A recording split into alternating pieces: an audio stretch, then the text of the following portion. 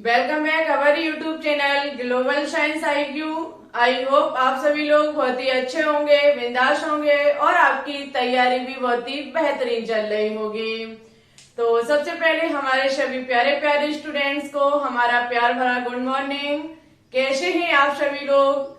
जैसा कि आप सभी लोगों ने थंबनेल में देख ही लिया होगा, आज से हमने आपकी शुरुआत कर दी है ऑर्गेनिक केमिस्ट्री की, यानी कि कार्बनिक रसायन की। अब आप केमिस्ट्री में बनेंगे जीरो फ्रॉम हीरो। हम आपको लेकर के चलेंगे जीरो से हीरो तक, ठीक है? आप अंत तक बने रहिए अब मेरे साथ, क्योंकि अब हम आपको तीन तीन क्लासें दे रहे हैं। एक मॉर्निंग में आपको ऑर्गेनिक केमिस्ट्री मिलेगी, दोपहर 3 बजे आपको लाइव स्ट्रीम मिलेगी जहाँ पे बहुत ही टॉप लेवल के क्वेश्चन सॉल्व कराए जा रहे हैं। साथ ही साथ शाम 8 बजे आपको इनऑर्गेनिक केमिस्ट्री और फिजिकल केमिस्ट्री के चैप्टर सॉल्व कराए जाएंगे, ठीक है? ये अब आपने यदि तैयारी मन लगा के कर ली तो आपका टारगेट जो है वो व्हाइट बोर्ड का ज्यादा दूर नहीं है, ठीक है?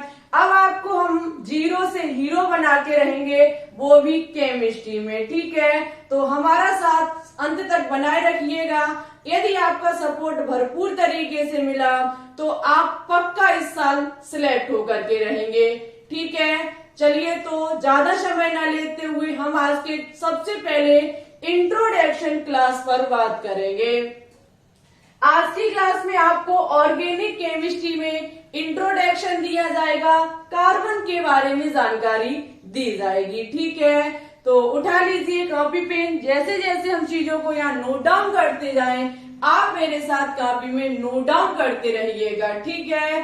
क्योंकि यदि आपको किसी भी चीज की बेसिक नॉलेज नहीं है तो आगे किसी भी चीज को समझना बहुत नामुमकिन सा है, ठीक है? यदि बेसिक चीजें पता है तो आप चैप्टर कितना भी कठिन हो आप उसको बहुत अच्छे से पकड़ लोगे और समझ भी लोगे, ठीक है? चलिए तो अब हम अपने टॉपिक पे बात करेंगे। सबसे पहले हम बात करेंगे ऑर्गेनिक केमिस्ट्री, यानी कि कार्बनिक रसायन होता क्या है। मेन चीज जब हम पढ़ रहे हैं ऑर्गेनिक केमिस्ट्री तो मुझे ऑर्गेनिक केमिस्ट्री की नॉलेज होनी चाहिए, ठीक है? तो देखो, कार्बनिक रसायन की बात की जाए तो कार्बनिक रसायन विज्ञान की वह शाखा है, यानी कि रसायन विज्ञान की वह शाखा है जिसके अंतर्गत कार्बन और कार्बन के यौगिकों का अध्ययन किया जाता है, ठीक है? देखो, एक मिनट हम शुरुआत से चीज को आपको समझा दें। यदि रसायन विज्ञान की बात की जाए, यदि रसायन विज्ञान की बात की जाए तो रसायन विज्ञान को 3 भागों में डिवाइड किया गया है, ठीक है? ये हम पहले भी शायद बता चुके हैं। रसायन विज्ञान को 3 भागों में डिवाइड किया गया। रसायन विज्ञान को इंग्लिश में कहा जाता है केमिस्ट्री। रसायन विज्ञान को 3 भागों में डिवाइड किया गया है। सबसे पहले है हमारी अकार्बनिक रसायन, जिसे कहा जाता है इनऑर्गेनिक केमिस्ट्री, ठीक है? अकार्बनिक रसायन। सेकंड है आपकी भौतिकीय रसायन, जिसे कहा जाता है फिजिकल केमिस्ट्री, भौतिकीय रसायन। और नेक्स्ट है आपकी कार्बनिक रसायन, जिसे कहा जाता है ऑर्गेनिक केमिस्ट्री, ठीक है? तो ये जो हमारी भौतिकीय रसायन और अकार्बनिक रसायन है, ये चैप्टर तुम चला ही रहे शाम 8 बजे, लेकिन मेन चीज है कार्बनिक रसायन। यदि आपसे कभी भी कोई ये पूछे कि भाई केमिस्ट्री ये इतना जंजाल क्यों है, हम आपको आज एक रीजन बताते हैं लोग केमिस्ट्री से क्यों डरते हैं, केमिस्ट्री को पढ़ना क्यों पसंद नहीं करते। मेन रीजन ये कार्बनिक रसायन ही है। यदि ऑर्गेनिक केमिस्ट्री ना होती तो शायद आज हजारों स्टूडेंट जो केमिस्ट्री को छोड़ के भाग रहे हैं वो इसमें दिलचस्पी रखते। सच बता रहे हैं हम। हमारे हिसाब से ना तो कार्बनिक रसायन कठिन है, ना भौतिकीय रसायन कठिन है, ना अकार्बनिक रसायन कठिन है। कठिन है आपका सोचना। मेन चीज ये है, आपने ये मन बना के रखा है कि हम भाई केमिस्ट्री को नहीं पढ़ पाएंगे क्योंकि केमिस्ट्री बहुत डिफिकल्ट सब्जेक्ट है। आज के तौर की यदि हम बात करें तो सबसे ज्यादा सबसे ज्यादा स्टूडेंट्स पढ़ते हैं बायोलॉजी, जीव विज्ञान। पता नहीं, वो हम भी मानते हैं थ्योरी बेस्ड है और ज्यादा डिफिकल्ट नहीं है और ज्यादा इजी भी नहीं है। अब आपको वो डिफिकल्ट पता क्यों नहीं लगती है? क्योंकि आप उसे कंटिन्यू पढ़ते हैं, समझते हैं, सीखते हैं और आपके अंदर ये है कि हम बायोलॉजी को पढ़ेंगे, मुझे ये पसंद है। ठीक है, सेकंड नंबर पे बात की जाए, आप भौतिक विज्ञान, भौतिक विज्ञान को पढ़ना भी पसंद करते हैं। ठीक है, लेकिन लास्ट चीज रसायन विज्ञान पे आके अटक जाती है, जहां लोग याद पढ़ेंगे तो बस काम चलाने के लिए, बट कभी इसमें दिलचस्पी नहीं रखते। और यदि नहीं रखोगे तो सीधी बात, आपका टारगेट आपको नहीं मिलेगा। आप ये कहो ओनली बायोलॉजी पढ़ने से, फिजिक्स पढ़ने से आपका सिलेक्शन हो जाए, नहीं होगा। ओनली रसायन विज्ञान पढ़ने से आपका सिलेक्शन हो जाए, नहीं होगा। आपको तीनों सब्जेक्ट को बहुत टाइम देना होगा बराबर तरीके से। ठीक है, तो वही चीज हम आपको बता देते हैं कि रसायन विज्ञान ऑर्गेनिक केमिस्ट्री पे जाके डिफिकल्ट हो जाती है, क्योंकि यहाँ पे आप पढ़ते हैं रिएक्शनों को, जो कई हद तक हम मान सकते हैं कि कठिन है। लेकिन यदि आप मन बना के रखो कि नहीं, हमारे लिए ये इजी है, हम पढ़ेंगे चाहे कितनी भी कठिन हो, तो ये भी आपके लिए कठिन नहीं हो सकती है। और हमारा मानना है कि यदि एक बार हमारे कहने पर 15 दिन इसे अपना बना के देखिए, ये आपको अपना बना लेगी। ठीक है, तो ये चीज विशेष ध्यान रखिएगा कि कोई चीज कठिन नहीं होती है, कठिन आप बना देते हैं उसको। ठीक है, तो आज जो रसायन विज्ञान का एक भाग है कार्बनिक रसायन, उसी की चर्चा करने जा रहे हैं। देखो, ये रसायन विज्ञान की एक शाखा है, ब्रांच है, जिसके अंतर्गत हम क्या काम करते हैं, कार्बन और कार्बन के यौगिकों का अध्ययन करते हैं। तो एक लाइन में लिखेंगे, इसके अंतर्गत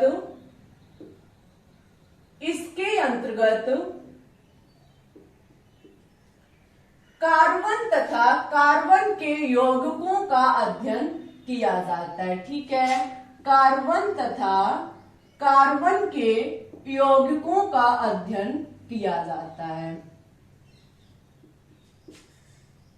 कार्बन तथा कार्बन के यौगिकों। देखो, कभी आपसे कब पूछा जाए कि ऐसा कौन सा तत्व है जिसके सबसे अधिक यौगिक, ये मान लीजिए हजारों, लाखों, करोड़ों हैं, सच बता रहे हैं, लाखों हमारे कार्बन के यौगिक हैं।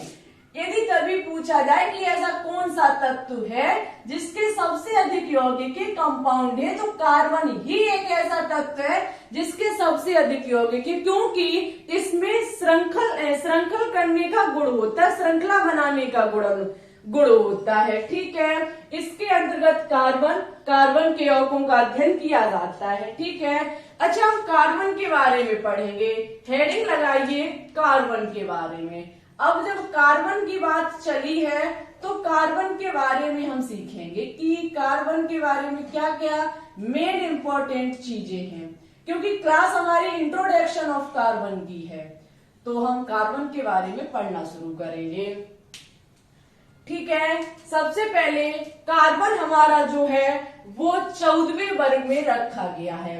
यदि इसके स्थान की बात करी जाए वर्ग में, तो इसे 14वें वर्ग में रखा गया है। ठीक है, जबकि इसकी आवर्त की बात की जाए तो इसे सेकंड आवर्त में जगह दी गई है, सेकंड आवर्त में रखा गया है और इसे 14वें वर्ग में रखा गया है। अच्छा स्टूडेंट्स, कार्बन जो है वो एक हमारी अधातु है। ठीक है, कार्बन एक अधातु है। यदि इसे ब्लॉक की बात की जाए तो कार्बन जो है वो हमारा पी ब्लॉक का एलिमेंट्स है। ठीक है, पी ब्लॉक का तत्व है।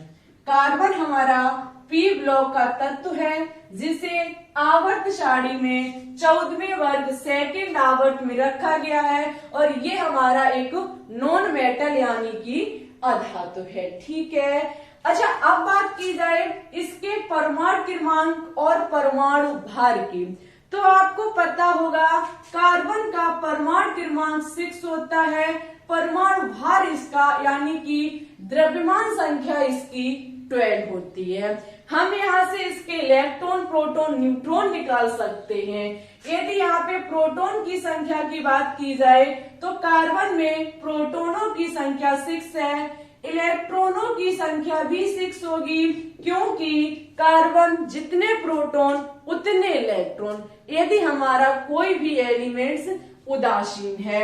अच्छा, न्यूट्रॉन की संख्या की बात करेंगे तो न्यूट्रॉन की संख्या द्रव्यमान संख्या माइनस की परमाणु क्रमांक, तो 12 माइनस की 6 बराबर हमारा निकल के आएगा 6, जो कि हमारी न्यूट्रॉनों की संख्या होती है। अच्छा प्यारे स्टूडेंट्स, कभी द्रव्यमान संख्या को निकालने का तरीका पूछा जाए तो न्यूट्रॉनों की संख्या प्लस प्रोटॉनों की संख्या बराबर न्यूट्रॉनों की संख्या होती है। ठीक है, न्यूट्रॉनों की संख्या जो हम ज्ञात करते हैं वो प्रोटॉन की संख्या में न्यूट्रॉनों की संख्या ऐड करके निकालते हैं। ठीक है, यहां तक हमारा हो गया। ओके, अच्छा अब हम बात करेंगे कार्बन के कितने अपर रूप होते हैं। अब हम बात करेंगे कि कार्बन के कितने अपर रूप होते, very important and most important. यहां से कभी कभी एग्जाम में क्वेश्चंस पूछ लिया जाता है। ठीक है, सभी को पता होगा कि कार्बन के 3 अपर रूप होते हैं, हीरा, ग्रेफाइट और C60 फ्लोरीन। तो लिख लेंगे सभी स्टूडेंट्स, कार्बन के 3 अपर रूप होते हैं। कार्बन के 3 अपर रूप होते हैं। सबसे पहला हमारा हीरा होता है यानी कि डायमंड होता है, और सेकंड नंबर पे हमारा ग्रेफाइट होता है। ठीक है, सेकंड नंबर पे हमारा ग्रेफाइट होता है, और थर्ड नंबर पे हमारा C60 फ्लोरीन होता है। ये मोस्ट इंपॉर्टेंट है। उस दिन हम ले गए थे ये क्वेश्चन, तो सभी स्टूडेंट्स ने गलत आंसर दिया था। C60 फ्लोरीन कार्बन का एक अपर रूप होता है, और ये तीनों हमारे कार्बन के क्रिस्टलीय अपर रूप है। ठीक है, कैसे है क्रिस्टलीय, जबकि अक्रिस्टलीय अपर रूप कोक है, चारकोल है, ये सभी अक्रिस्टलीय होते हैं। ठीक है, अच्छा इतनी चीज की स्क्रीनशॉट लेंगे, उसके बाद हम इन तीनों के बारे में आपको जानकारी देंगे कि हीरा क्या है, ग्रेफाइट क्या है और C60 फ्लोरीन क्या है। ठीक है, तो ले लीजिए इसकी स्क्रीनशॉट। अच्छा सच बताना, कितने स्टूडेंट्स आज खुश हैं ऑर्गेनिक केमिस्ट्री के लिए, क्योंकि आप कल बहुत ज्यादा खुश थे। जब मैंने कल बताया तो आप बहुत ज्यादा खुश थे लाइव स्ट्रीम में। तो आज कितने स्टूडेंट्स इस वीडियो को पा करके, और शाम 3 बजे आज हमारी महामैराथन क्लास है। ठीक है, हम बता चुके, पहले भी शेड्यूल भी अपलोड कर चुके हैं, लेकिन हम फिर बता रहे हैं आपको। 3 बजे एक हमारी महामैराथन क्लास आ रही है, जिसमें 200 क्वेश्चंस को हम सॉल्व कराएंगे। ठीक है, तो आइएगा जरूर शाम 3 बजे। अच्छा, हम सबसे पहले बात करेंगे हीरा यानी कि डायमंड के बारे में। हेडिंग लगाइए डायमंड यानी कि हीरा। देखो यहां हम आपको बोलते हैं, आप लिखना शुरू कीजिए। हम बोल देते क्या, आप लिखना। देखो यदि हीरे की बात की जाए तो हमारी पूरी प्रकृति की बात कर रहे हैं हम। हमारी पूरी प्रकृति में जो सबसे कठोर पदार्थ है वो हीरा ही है। कभी आपसे पूछा जाए कि इस पूरी धरती पर सबसे कठोर पदार्थ क्या है, तो हीरा ही है, डायमंड ही सबसे कठोर पदार्थ है। ठीक है, हीरे से हम एक बहुत मजबूत चीज को काट सकते हैं, हम यहाँ से तारों को खींच सकते हैं, और ये एक बहुत ही कठोर पदार्थ है। तो हम लिखेंगे हीरा सबसे कठोर पदार्थ है। लिख लेंगे हीरा सबसे कठोर पदार्थ है। ठीक है, हीरा सबसे कठोर पदार्थ है।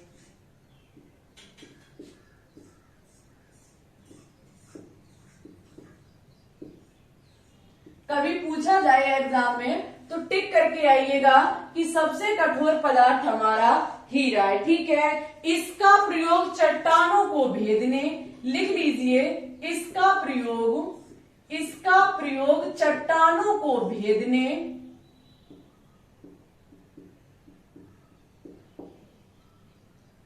इसका प्रयोग चट्टानों को भेदने,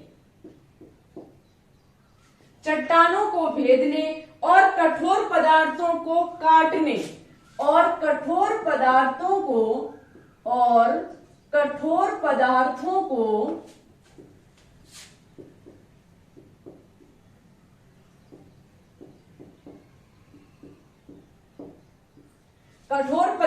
को काटने के औजार व टंगस्टन के तार खींचने में किया जाता है। कठोर पदार्थों के काटने के औजार व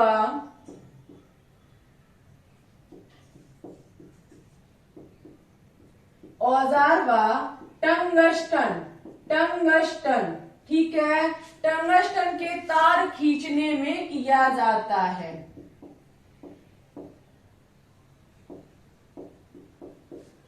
हीरा जो है वो सबसे कठोर पदार्थ है और किया जाता है, ठीक, लिख लीजिएगा। इसका प्रयोग चट्टानों को भेदने में किया जाता है। चट्टान, जो बड़ी बड़ी चट्टानें होती हैं, इनको काटने के काम हमारा कौन आता है? हीरा ही आता है। हीरे से औजार बनाए जाते हैं। औजार बनाए जाते हैं किसके लिए? बड़ी बड़ी चट्टानों को काटने के लिए, टंगस्टन के तार खींचने के लिए। ठीक है, हीरा की कभी यदि पूछी जाए कि इसके परमाणुओं की व्यवस्था, हीरे में कार्बन के परमाणुओं की व्यवस्था कैसी होती है? हीरे में कार्बन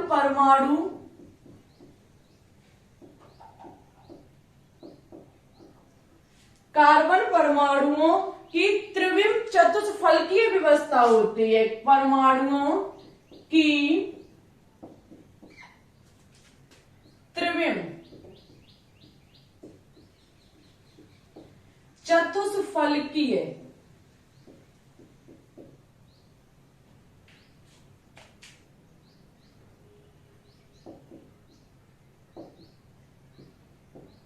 ठीक है, व्यवस्था होती है। यदि पूछा जाए कि हीरे में कार्बन कैसे व्यवस्थित होते, कैसे इनकी आकृति होती है, तो हीरे में कार्बन परमाणुओं की त्रिविम चतुष्फलकीय व्यवस्था होती है। ठीक है, त्रिविम चतुष्फलकीय व्यवस्था होती है। ये चीज बहुत ज्यादा इंपॉर्टेंट है, एग्जाम में पूछा जाता है कि हीरे की आकृति कैसी होती है, तो हीरे की आकृति त्रिविम चतुष्फलकीय होती है। ठीक है, हेडिंग लगाएंगे ग्रेफाइट। अब हम हेडिंग लगाएंगे ग्रेफाइट के बारे में।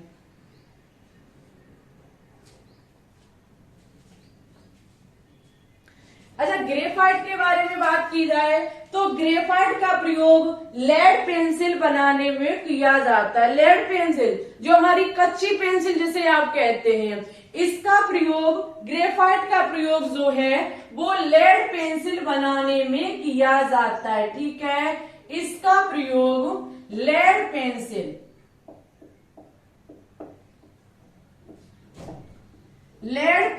बनाने में किया जाता है। पेंसिल बनाने में किया जाता है।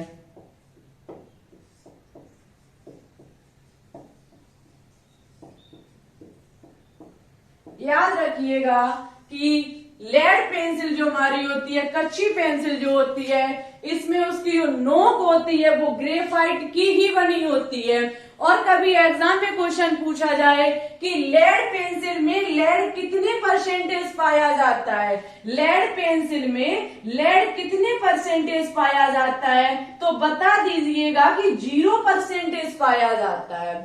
ठीक है, लेड पेंसिल में लेड 0% पाया जाता है, नहीं पाया जाता है, क्योंकि ग्रेफाइट की बनी होती है हमारी लेड पेंसिल। ठीक है, ये क्वेश्चन कहीं एक बार पूछा जाने वाला क्वेश्चन है कि ग्रेफाइट में लेड पेंसिल में लेड कितने परसेंटेज पाई जाती है, तो लेड पेंसिल में लेड जो होती है वो 0% पाई जाती है, बिल्कुल नहीं पाई जाती है।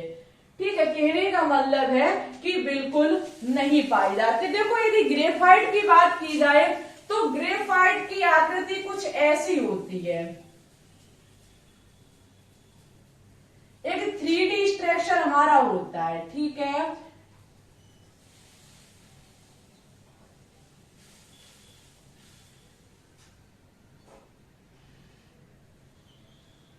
ऐसे करके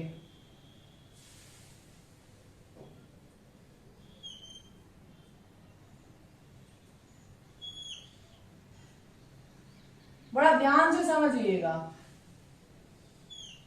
अरे भाई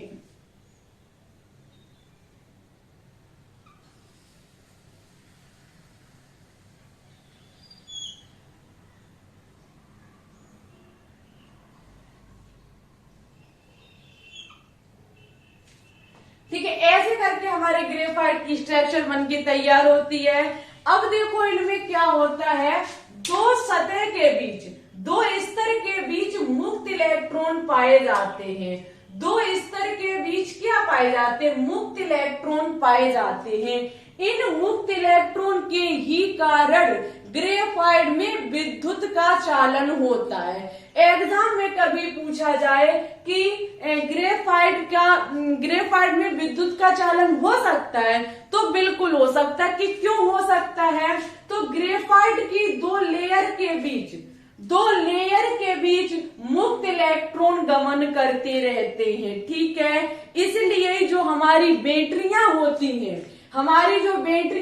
हैं, उनके इलेक्ट्रोड जो होते हैं वो अधिकांशतः ग्रेफाइट के ही बने होते हैं, ठीक है। क्योंकि इनमें दो लेयर के बीच मुक्त इलेक्ट्रॉन पाए जाते हैं, और जहां मुक्त इलेक्ट्रॉन होंगे वहां हमारे विद्युत का चालन हो सकता है, ठीक है। तो यहाँ लिख सकते हैं कि ग्रेफाइट में विद्युत चालकता के कारण ग्रेफाइट के इलेक्ट्रोड बने होते हैं। हम यहाँ लिख सकते हैं, आप हमारे साथ नोट डाउन करते रहिए। यहाँ आप लिख लीजिए ग्रेफाइट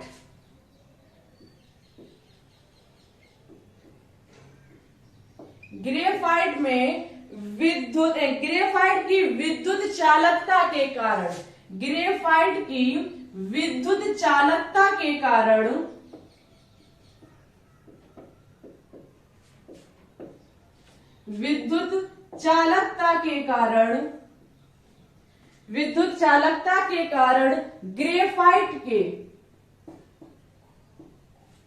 ग्रेफाइट के इलेक्ट्रोड बनाए जाते हैं, ठीक है। ग्रेफाइट के इलेक्ट्रोड बनाए जाते हैं। ग्रेफाइट में विद्युत का चालन हो सकता है। क्यों हो सकता है, क्योंकि इसमें मुक्त इलेक्ट्रॉन पाए जाते हैं, जिसके चलते जो बैटरियों के जो इलेक्ट्रोड हो वो ग्रेफाइट के ही बनाए जाते हैं, ठीक है। अच्छा, यदि यहाँ पे बात की जाए कि ग्रेफाइट में कार्बन परमाणुओं की व्यवस्था कैसी होती है, ग्रेफाइट में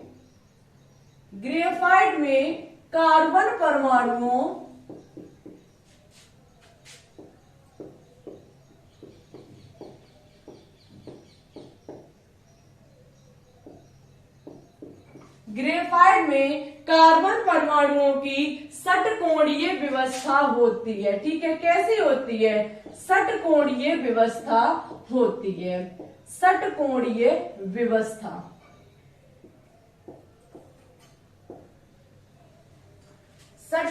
व्यवस्था होती है। ग्रेफाइट में कार्बन परमाणुओं की षटकोणीय व्यवस्था होती है, ठीक है। यहाँ तक चीजें यदि आपको पसंद आई हो तो प्लीज क्लास को लाइक कर दीजिए। यदि देखो C60 फ्लोरीन के बारे में कुछ ज्यादा नहीं है, उसकी आकृति जो होती है वो फुटबॉल की तरह होती है। C60 फ्लोरीन कार्बन का एक तीसरा अपर रूप है, उसकी आकृति फुटबॉल की तरह होती है, ठीक है। अच्छा, इतना हमारा हुआ। अब हम बात करेंगे किसके बारे में, अब हम बात करेंगे कार्बन के इलेक्ट्रॉनिक विन्यास पर।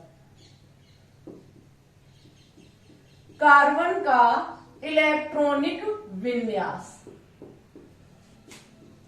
कार्बन का इलेक्ट्रॉन विन्यास क्या होता है।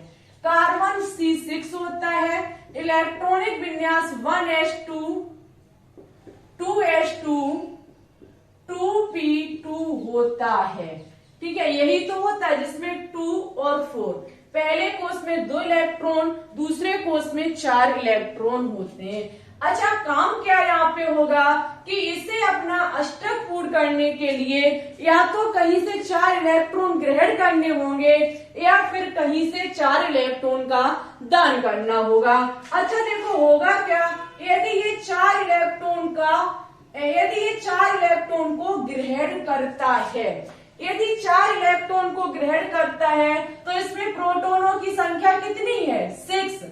अभी मैंने बताई प्रोटॉनों की संख्या 6 है, इलेक्ट्रॉनों की संख्या भी 6 थी, लेकिन इसने 4 इलेक्ट्रॉन को ग्रहण कर लिया तो कितनी हो गई? 10 हो गई।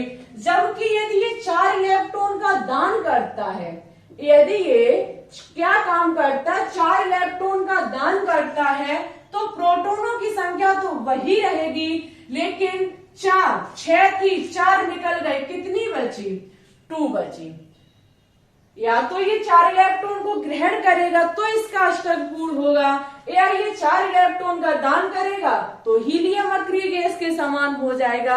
अब मेन चीज है ये करेगा क्या? तो भाई बहुत दुख की बात है कि न तो कार्बन इलेक्ट्रॉन को ग्रहण करता है और न ही इलेक्ट्रॉन का दान करता है। अब सबसे बड़ा रीजन है कि करता क्यों नहीं है। रीजन ये है कि न ग्रहण न दान, ऐसा करता क्यों नहीं है? तो मेरी बात को समझिएगा, कोई नाभिक है जिसमें कितने प्रोटॉन है? 6 प्रोटॉन है और 6 ही उसमें इलेक्ट्रॉन है। ठीक है, कितने इलेक्ट्रॉन है? 6 इलेक्ट्रॉन है। अच्छा भाई 6 कार्बन का एक कोई 6 प्रोटॉन नाभिक में 6 इलेक्ट्रॉन चक्कर लगा रहे हैं। आपको पता है प्रोटॉन इलेक्ट्रॉन को पकड़ के रखता है। अब ये व्यवस्था हमारी ठीक है, लेकिन जब ये ग्रहण करेगा तो प्रोटॉन तो 6 ही रहेंगे, लेकिन इलेक्ट्रॉन कितने हो जाएंगे? 10 हो जाएंगे। ये वही बात हुई कि एक पूरा राज्य है जिसमें कोई एक मुखिया है जो पूरे राज्य को संभाल रहा है। कहने का मतलब है कोई एक पुलिस स्टेशन, ठीक है, एक कोई पुलिस स्टेशन जो पूरे राज्य को संभाल रहा है, ऐसा नहीं हो पाएगा। ठीक है, एक पुलिस स्टेशन पूरे राज्य को नहीं संभाल पाएगा।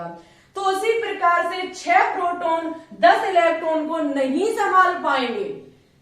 ठीक है, 6 प्रोटॉन 10 इलेक्ट्रॉन को नहीं संभाल पाएंगे तो भाई ये 4 ग्रहण करने की दम भी नहीं रखता है। लेकिन यहाँ पे यदि 6 प्रोटॉन हैं और 6 ही इलेक्ट्रॉन हैं और हम यहाँ से इलेक्ट्रॉन का दान कर रहे हैं तो 6 में से 1 चला जाएगा, 5 बचेंगे।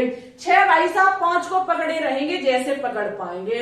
अब इसमें 6 प्रोटॉन 6 का बल रख रहा है और यहाँ पे 5 इलेक्ट्रॉन बहुत मजबूती से पकड़े हुए, क्योंकि प्रोटॉन प्लस इलेक्ट्रॉन माइनस है, एक दूसरे को बहुत मजबूती से पकड़े हुए हैं। हम एक फिर दान करेंगे, बहुत एनर्जी लगा के जब एक को दान कर देंगे हमारे इलेक्ट्रॉन 4 बचेंगे। जब हमारे इलेक्ट्रॉन 4 बचेंगे, अब 6 प्रोटॉन 4 इलेक्ट्रॉन को बहुत ताकत से पकड़े हुए हैं, हम और एनर्जी देंगे। एनर्जी देने के बाद हम एक इलेक्ट्रॉन को और निकाल लेंगे। जब हम एक इलेक्ट्रॉन को निकाल लेंगे तो 3 बचेंगे। अब 6 प्रोटॉन और 3 इलेक्ट्रॉन नामुमकिन हो जाएगा निकालना, क्योंकि 6 प्रोटॉन 3 इलेक्ट्रॉन को बहुत मजबूती से पकड़े हुए हैं। कितनी भी एनर्जी देंगे हम नहीं निकाल पाएंगे। तो यहाँ पे जाकर के ना तो इलेक्ट्रॉन दान होगा और ना ही हमारा ग्रहण होगा। अच्छा भाई तो होगा क्या? एक बार फोन को चेक करते हैं कहीं ओवरहीट तो नहीं हो गया। नहीं हुआ। अच्छा देखो तो फिर यहाँ पे होता क्या है, तो देखो कार्बन के वाहितम कोष में 4 इलेक्ट्रॉन है। कार्बन के वाहितम कोष में 4 इलेक्ट्रॉन है। यहाँ पे हमारे भाई साहब आएंगे हाइड्रोजन, हमारे भाई साहब आएंगे 4 हाइड्रोजन, जो अपना इलेक्ट्रॉन रख करके क्या काम करेगा? इनके साथ इलेक्ट्रॉनों की साझेदारी कर लेगा और आपस में बंध बना लेगा। हम यहाँ से कह सकते हैं कि कार्बन 4 बंध बनाने की क्षमता रखता है। कार्बन 4 बंध बनाता है, ठीक है। हमेशा कार्बन 4 बंध बनाता है, ना तो इलेक्ट्रॉन का दान करता है और ना ही इलेक्ट्रॉन को ग्रहण करता है, ठीक है। हमें उम्मीद है कि बहुत अच्छे से चीज आपकी क्लियर हुई होगी। ना तो कार्बन इलेक्ट्रॉन को दान करता है, ना ही ग्रहण करता है। ये क्या काम करता है? 4 बंध बनाने की क्षमता रखता है। हाइड्रोजन के साथ, अदर के साथ भी रख सकता है। अच्छा देखो, यहां तक आपको क्लियर हुआ। आगे देखना, कार्बन, यदि कार्बन कार्बन कैसे बॉन्ड बनाता है? कार्बन अपने वायतम कोश में 4 इलेक्ट्रॉन, 4 बंध बनाता है। ये बात का विशेष ध्यान रखिएगा।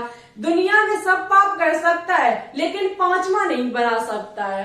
कार्बन कभी भी 5 बंध नहीं बना सकता है। कार्बन हमेशा 4 बंध बनाता है, ठीक है। यदि कार्बन कार्बन के बीच सिंगल बॉन्ड है तो ये कार्बन किसी 3 हाइड्रोजन को जोड़ लेगा और इसके 4 बंध तैयार हो जाएंगे।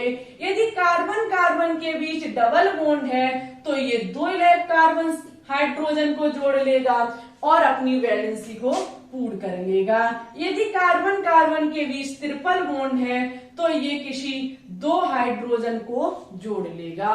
देखना 1 2 3, ये इसका 4 हो गया, ये इसका 1 2 3 4 हो गया, ठीक है। ऐसे करके हमारा कार्बन जो है वो 4 बंध पूरा करता है। मुझे उम्मीद है कि यहाँ तक आपकी चीजें क्लियर हुई होंगी। अच्छा, अब हम बात करेंगे संकरण पर। थोड़ी सी बात करेंगे कार्बन यौगिकों के पाई बंध और सिग्मा बंध पर। उसके बाद आगे की जो आईयूपीएसी की जानकारी है वो आपको नेक्स्ट क्लास में दी जाएगी, ठीक है। तो चलिए अब हम आगे बात करते हैं। चलिए तो अब हम बात करेंगे सिग्मा और पाई बॉन्ड पर, ठीक है। क्योंकि देखो ये चीज हम आपको केमिकल बॉन्ड चैप्टर में सिखाएंगे। सिग्मा पाई बॉन्ड साथ ही साथ संकरण भी सिखाएंगे, लेकिन ये इस चीज की बेसिक है तो थोड़ा यहाँ भी हम समझा देंगे और इसकी डिटेल जो है वो केमिकल बॉन्ड चैप्टर में कराएंगे। It's okay. देखो सबसे पहले मैंने अभी कहा कि कार्बन जो है वो 4 बंध बनाता है, ठीक है। अभी अभी समझाया हमने कि कार्बन जो है वो 4 बंध बनाता है। एक बार हम उदाहरण से सीखेंगे कि कार्बन जो है वो अपनी 4 वैलेंसी को पूरा कैसे करता है। हम कोई छोटा सा एग्जाम्पल लेंगे, माना कि हम अपने मन से यहाँ लिख रहे हैं, ठीक है। कोई भी हम एग्जाम्पल यहाँ पे तैयार करेंगे। ये माना कि हमें कार्बन की एक श्रृंखला दी गई है, ठीक है। कार्बन की मुझे एक श्रृंखला दी गई है और मुझे यहाँ कार्बन के बीच 4 बंध को बना करके कार्बन की वैलेंसी को पूरा करना है, ठीक है। क्योंकि अधिकांश स्टूडेंट्स की जो प्रॉब्लम रहती है वो संरचना बनाने की ही रहती है। एग्जाम में कभी कभी क्या होता है, आईयूपीएसी नाम दे दिया जाता है बट संरचना नहीं दी जाती है, तो वहां से संरचना को तोड़ने का जो काम, सिग्मा पाई बॉन्ड तभी ज्ञात हो सकते हैं जब आप संरचना को तोड़ने का काम सीख लेंगे। माना कि कार्बन की एक श्रृंखला दी गई है, इस कार्बन का ओनली 1 बॉन्ड है, मुझे 4 बॉन्ड करने हैं, तो 3 बॉन्ड लगा के हम हाइड्रोजन को लगा करके इसके चारों बॉन्ड को कंप्लीट कर देंगे। सेकंड कार्बन का देखा जाए तो एक ये बॉन्ड रहा इसका और एक ये रहा, मीन्स हमें 2 की जरूरत और है, ठीक है। इस वाले की देखी जाए तो एक ये रहा, 2 ये रहे, 3 है, तो 1 लगा के हम हाइड्रोजन को कनेक्ट कर देंगे। इस कार्बन की देखी जाए तो कितने बॉन्ड है, 1 2 3, यानी कि 1 की जरूरत और है। जबकि इस कार्बन की बात की जाए तो 1 2 3 4, यानी कि चारों बंध पहले से ही तैयार है। इसकी बात की जाए तो इसमें 3 है, मुझे 1 और लगाना पड़ेगा। ऐसे हम किसी भी कार्बन की श्रृंखला का स्ट्रक्चर संरचना बना के तैयार करते हैं, ठीक है। ऐसे हम इनकी वैलेंसी को कंप्लीट करते हैं, बॉन्ड को गिनेंगे कि कितने बॉन्ड हो गए, और जितने हैं शेष बचे हैं जो अनकंप्लीट हैं उनको हम हाइड्रोजन लगा के कंप्लीट कर देते हैं। It's okay. अच्छा, अब हम बात करेंगे सिग्मा पाई बॉन्ड पर। यदि बात की जाए सिग्मा पाई बॉन्ड की, तो देखो कार्बनिक यौगिक में दो प्रकार के बॉन्ड होते हैं, ठीक है। कार्बनिक यौगिक में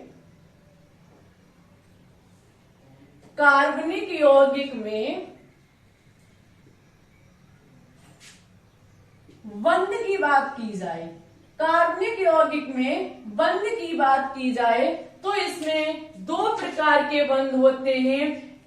एक हमारा होता है सिग्मा बंध, एक हमारा होता है सिग्मा बंध, ठीक है, जिसे इस प्रतीक से डिनोट किया जाता है। और सेकंड होता है हमारा पाई बंध, ठीक है, पाई बंध। दो प्रकार के बंध, सिग्मा बंध और पाई बंध। यदि बात की जाए, नोट में नोट डाउन कीजिए कि सिग्मा बंध कहाँ होता है और पाई बंध कहाँ होता है। तो देखो, जब कार्बन कार्बन के बीच सिंगल बॉन्ड होता है तो बनने वाला बॉन्ड हमारा सिग्मा बॉन्ड होगा, यानी कि एक सिग्मा होगा। यदि कहीं डबल बॉन्ड है तो उसमें एक सिग्मा होगा और एक पाई बॉन्ड होगा। और यदि ट्रिपल बॉन्ड है तो एक सिग्मा होगा और दो पाई बॉन्ड होंगे, ठीक है। एक सिग्मा यदि सिंगल बॉन्ड है, डबल बॉन्ड होने पर एक सिग्मा एक पाई बॉन्ड, ट्रिपल होने पर एक सिग्मा और दो पाई बॉन्ड होते हैं, ठीक है। अच्छा, चलिए एक एग्जांपल लेंगे, हम उदाहरण लेंगे, उसके माध्यम से सीखेंगे। माना कि हमारा उदाहरण है HC, triple bond C, single bond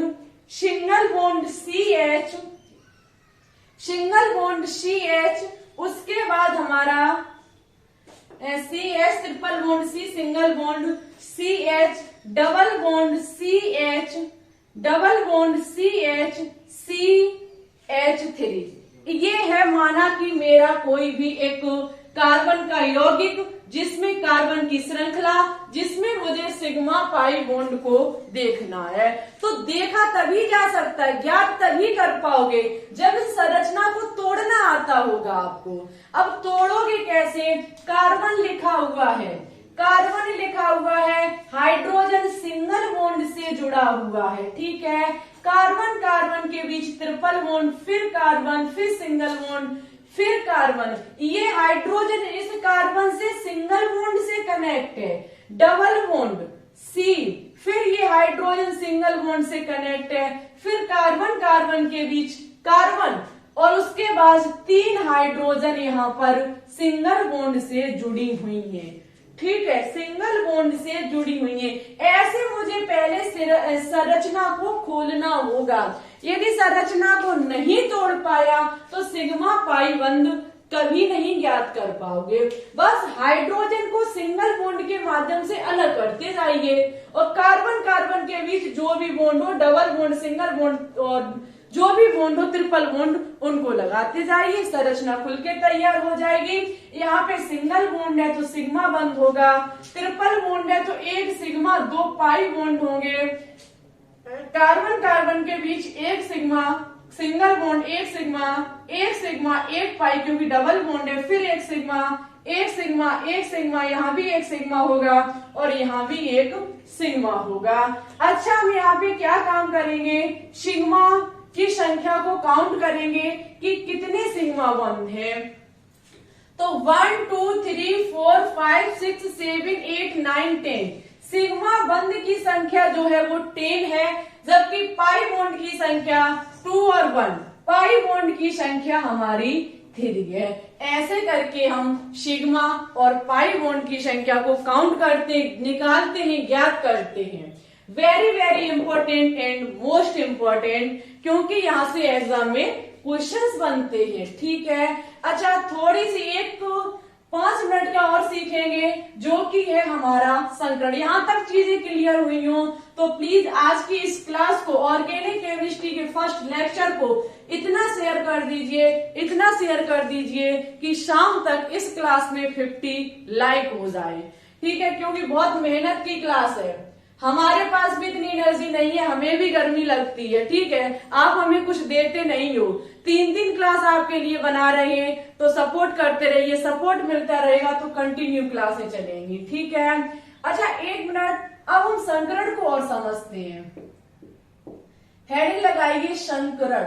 संकरण ये केमिकल बॉन्ड चैप्टर में बहुत डिटेल से पढ़ाएंगे हम। संकरण को कभी एग्जाम में संकरण पूछ लिया जाता है, कार्बनिक रसायन में भी। तो संकरण जो ज्ञात किया जाता है, संकरण बराबर होता है सिग्मा बंध की संख्या, सिग्मा बंध की संख्या, सिग्मा बंध की संख्या प्लस एकाकी युग्म। एकाकी युग्म का मतलब होता है लोन पेयर, एकाकी युग्म की संख्या, ठीक है, एकाकी युग्म की संख्या। अच्छा कैसे संकरण को ज्ञात किया जाएगा, तो सबसे पहले नोट में एक चीज लिखिए, नोट में एक चीज लिख के तैयार कीजिए।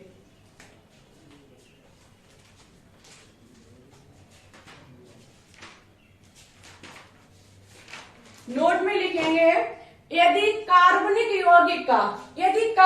यौगिक का संकरण, यदि हमारी 3 सिग्मा बंध की संख्या निकल के आती है, यदि 4 सिग्मा बंध की संख्या है, यदि 4 सिग्मा बंध की संख्या है तो बनने वाला संकरण जो होगा वो हमारा sp3 संकरण होगा, ठीक है, sp3 संकरण होगा। यदि 3 सिग्मा बंध की संख्या है, यदि 3 सिग्मा बंध की संख्या है तो बनने वाला संकरण sp2 संकरण होगा, sp2 होगा और 2 है तो हमारी sp संकरण होगा, ठीक है। ये चीज का विशेष ध्यान रखिएगा। हम डायरेक्ट इसके एग्जाम्पल पे चलेंगे, डायरेक्ट एग्जाम्पल पे चलेंगे। माना कि कोई example CH2 double bond CH, double bond C, उसके बाद डबल बॉन्ड CH, ठीक है, double bond C, single bond C। इसकी वैलेंसी पूरी हो गई क्या? हाँ ठीक है, सिंगल बॉन्ड C और ट्रिपल बॉन्ड CH, ठीक है, ये हमारा है। कोई एक हमें श्रृंखला दी गई है कार्बन की, इसमें मुझे संकरण पूछा गया है, प्रत्येक कार्बन का हमें संकरण पूछा गया है कि प्रत्येक कार्बन का संकरण ज्ञात कीजिए। तो देखो संकरण ज्ञात करने का तरीका क्या है, संकरण ज्ञात करने का तरीका है सिग्मा बंध की संख्या कितनी है, तो मुझे क्या काम करना होगा, संरचना को खोलना होगा। हम संरचना को खोलेंगे, C सिंगल बॉन्ड H, क्योंकि 2 हाइड्रोजन है, double bond C single bond, वो double bond C single bond H, single bond C, triple bond C और सिंगल बॉन्ड H। ऐसे करके हमारी श्रृंखला खुल जाएगी। हम सिग्मा पाई बॉन्ड की संख्या को ज्ञात करेंगे, सिग्मा एक सिग्मा एक पाई, एक सिग्मा एक पाई, सिग्मा यहाँ भी सिग्मा एक सिग्मा 2 पाई और यहाँ पर भी हमारा 1 सिग्मा होगा। मुझे पाई से मतलब नहीं है क्योंकि हम संकरण ज्ञात कर रहे हैं। संकरण में मुझे बंध संख्या चाहिए, संकरण में मुझे बंध संख्या चाहिए, किसकी? सिग्मा बंध की। अच्छा भाई हम जब संकरण को ज्ञात करेंगे, संकरण बराबर यहाँ पे जैसे कि फर्स्ट कार्बन का हम काउंट कर रहे हैं, फर्स्ट कार्बन को देख रहे हैं तो कितने सिग्मा है, 1 2 3, सिग्मा की संख्या कितनी है, 3 है। अब हम फर्स्ट कार्बन पर देखेंगे एकाकी युग्म, लोन पेयर। लोन पेयर का मतलब होता है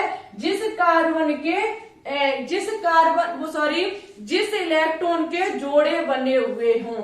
तो यहाँ पे आप देख सकते हैं कोई भी ऐसा यहाँ पे वो नहीं है इलेक्ट्रॉन जो जोड़ा बना हुआ हो, सभी की जो बैलेंसी यहाँ पे कार्बन की पूरी की गई है वो इलेक्ट्रॉनों की साझेदारी से ही की गई है। तो एकाकी युग्म की संख्या 0 है, ठीक है, एकाकी युग्म की संख्या जो है वो 0 है। तो यहाँ पे 3 सिग्मा और 3 सिग्मा के लिए बनने वाला संकरण sp2 संकरण होगा। ठीक है, 3 सिग्मा के लिए बनने वाला संकरण हमारा sp2 संकरण होगा। ठीक है, सेकंड का भी हम ज्ञात कर सकते हैं। सेकंड कार्बन पर 2, एक सिग्मा ये, एक सिग्मा ये, 2 सिग्मा है।